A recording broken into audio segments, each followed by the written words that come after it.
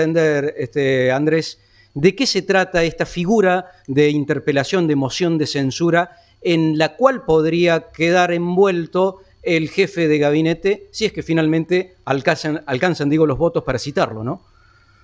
Primero hay que recordar que el jefe de gabinete de ministros es designado por el presidente, con lo cual existe la confianza política del presidente, administra al país y es responsable político frente al Congreso.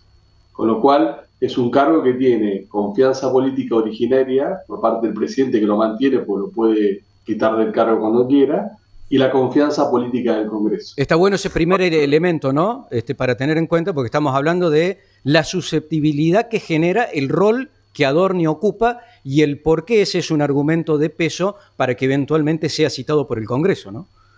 Por eso cuando el Congreso considera que hay por algún motivo una pérdida de confianza política en el jefe de gabinete, tiene una herramienta que es la interpelación para la moción de censura. Esto es llamar al jefe de gabinete, interpelarlo y eventualmente destituirlo para el cargo. Para eso la Constitución prevé dos etapas. Una primera etapa, que es que cualquiera de las cámaras puede, con la mayoría absoluta de la totalidad de sus miembros, solicitar la interpelación para moción de censura del jefe de gabinete. Si lo logra, y el jefe de gabinete tiene que concurrir al Congreso, puede después, con la mayoría absoluta de los miembros presentes de ambas cámaras, destituirlo o aplicar la moción de censura negativa. Esto quiere decir quitarlo del cargo, pero no puede elegir a alguien en su reemplazo. Sí. Y desde mi punto de vista, el efecto de la moción de censura negativa es que ese jefe de gabinete destituido no puede ser designado de nuevo por el presidente hasta tanto no se renueve el Congreso, hasta tanto no cambie la composición del Congreso que le quitó la confianza política. Ahora, esa es su lectura, digo por el hecho de que siempre hay dos bibliotecas en esto, ¿no? Sí, la otra biblioteca dice que un jefe de gabinete que es destituido, removido, mediante una moción de censura negativa, no impide que el presidente al otro día lo vuelva a nombrar. Por lo cual, es posible esta postura, pero es totalmente irrazonable en los términos en que la Constitución estableció la figura del jefe de gabinete, que la Constitución establece la responsabilidad política que tiene el jefe de gabinete frente al Congreso, y también es irrazonable de los efectos. ¿Para qué vas a tener tú un mecanismo de destitución con estas características, con estas mayorías agravadas, para que al otro día que es destituido, el presidente lo pueda volver a designar? Claro. Tiene que tener un efecto político. Y dentro de las dos opciones, una opción podría ser, bueno, que no pueda ser designado nuevamente mientras dure el mandato del presidente. Yo creo que es más razonable que no puede ser designado de vuelta mientras dure la composición de ese Congreso que le retiró la confianza política y la destitución. Ahora, doctor, ¿cómo le va? Buenos días, Verónica Supo le saluda. Le quiero preguntar para que nos aclare esto de, si bien, a ver, se deberían cumplir todas estas etapas y estar los votos, y esto llevaría varias semanas, pero principalmente estar los votos, esto sería un apartamiento, si se quiere, de su cargo, pero no, por eso quiero que lo explique, no todo lo que es su investigación dentro de la justicia, que puede seguir tranquilamente su curso. No, pero son dos cosas totalmente distintas. Acá es solamente el Congreso, si se logran estas mayorías, lo que hace es retirarle la confianza política, destituirlo del cargo, removerlo del cargo por falta de confianza política y deja de estar en el cargo. Ahora, la consecuencia de no estar en el cargo es que no se le aplica la ley que lo protege o que le otorga inmunidad de arresto.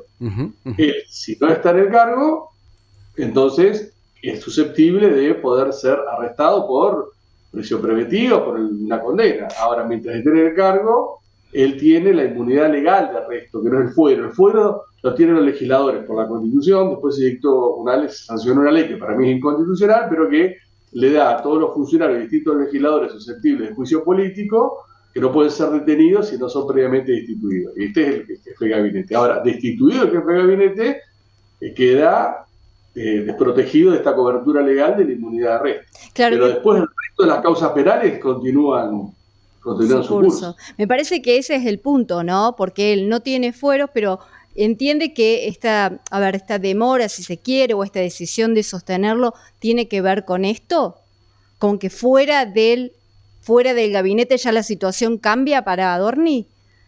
Yo creo que hay dos razones. Primero, que fuera la situación del gabinete cambia, porque no se le aplica la ley de inmunidad de arresto. Y por otro lado, porque me parece que Manuel Adorni, si habla, tiene muchas cosas para decir, especialmente de lo acontecido en el caso Libre. Entonces, tanta resistencia y tanto cuidado, primero porque tienen temor que quede desprovisto de la inmunidad de arresto que hoy tiene y de la inmunidad que le da el poder político de ejercer un cargo de estas características.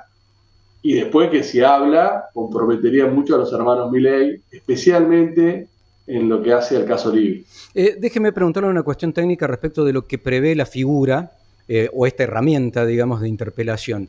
Voy a armar una hipótesis. Supongamos que la Cámara de Diputados rechaza la posibilidad de que lo convoquen a Adorni y el Senado sí lo aprueba. Sí o sí tiene que tener el acuerdo de ambas cámaras. Esa es una pregunta. Y la segunda, ¿cuánto tiempo tiene que pasar para que, si se invalida la convocatoria, vuelva a intentarse una moción de censura? Primero, que lo que es la interpelación para presentar la moción de censura, cualquiera de las cámaras la puede aprobar. Bien. Ahí se necesita la mayoría absoluta de la totalidad. Perfecto. De la cámara, de cualquier cámara. Ahora, aprobada la misma e interpelado, para que la moción de censura opere, se necesita ahí sí el voto mayoritario de la mayoría absoluta de los miembros presentes de ambas cámaras. Y si fracasa, se puede volver a presentar a la semana. No hay Bien, no hay un tapón ahí, no hay un lío.